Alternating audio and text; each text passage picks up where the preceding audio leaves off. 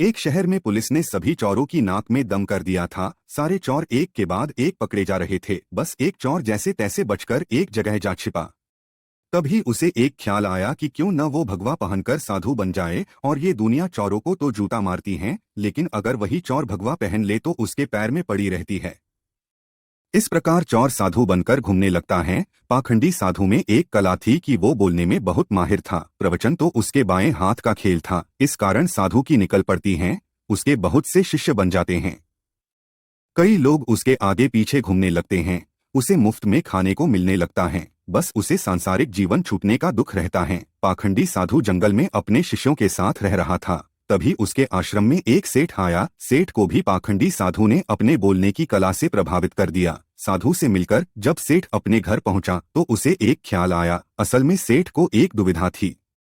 उसके पास बहुत सोना था जिसे चोरों के डर के कारण वो अपने घर में नहीं रख सकता था। उसने सोचा क्यों न ये सोना साधु के आश्रम में रख दिया जाए। यूं कि साधु को कभी कोई मोह माया का लालच नहीं होता।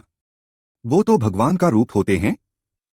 किसी को ऐसे देवता पर शक भी नहीं होगा कि उनके आश्रम में सोना गड़ा हुआ है।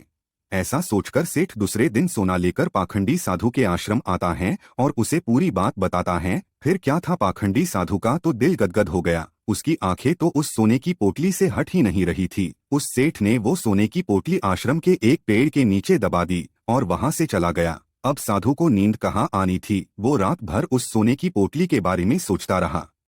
उसने सोचा अगर ये सोना मिल जाए तो जीवन तर जाएगा, सांसारिक सुख भी मिलेगा जो इस भगवा कपड़ों ने छीन लिया है। इस तरह साधु ने कई सपने देख डाले। दूसरी तरफ सेठ सोने को आश्रम में रखकर संतुष्ट होकर सो रहा था।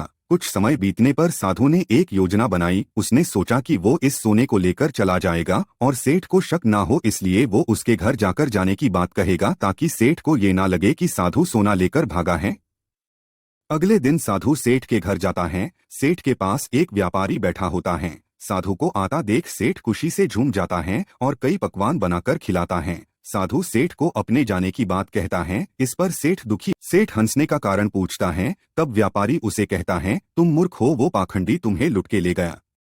जिस पर सेठ कहता है, कैसी बात करते हो, वो एक संत हैं, बहुत ज्ञानी हैं। व्यापारी कहता है, अगर तुम्हें अपना सोना बचाना है तो उस जगह चलो जहां सोना दबाया था। सेठ उसे वहां लेकर जाता है और खुदाई करता है, लेकिन उसे कुछ नहीं मिलता। वो रोने लगता है। तब व्यापारी उसे कहता है, रोने का वक्त नहीं है, जल्दी चलो, वो साधु दूर नहीं गया होगा। सेठ और व्यापारी पुलिस को बोलते हैं और पुलिस उस पाखंडी साधु को ढूंढ लेती है। तब सभी को पता चलता है कि वास्तव में यह कोई सिद्ध बाबा नहीं, एक चोर था जिसने अपनी बोलने की कला का इस्तेमाल कर कई लोगों को लूटा था। पुलिस से बचने के लिए भगवा पहन लिया था। सोना मिलने के बाद सेठ की जान में जान आती है। सेठ व्यापारी से पूछता है कि उसे कैसे पता चला कि यह साधु पाखंडी हैं। व्यापारी ने कहा, वो साधु बार बार अपने आप की तारीफ कर रहा था। संत कितने महान होते हैं, बार बार यही दोहरा रहा था, जबकि जो सच मायने में संत होते हैं उन्हें इस बात को दोहराने की जरूरत नहीं पड़ती। इसलिए मित्र, आज के समय में जो भगवा पहनकर प्रवचन देते हैं वो सभी संत नहीं होते।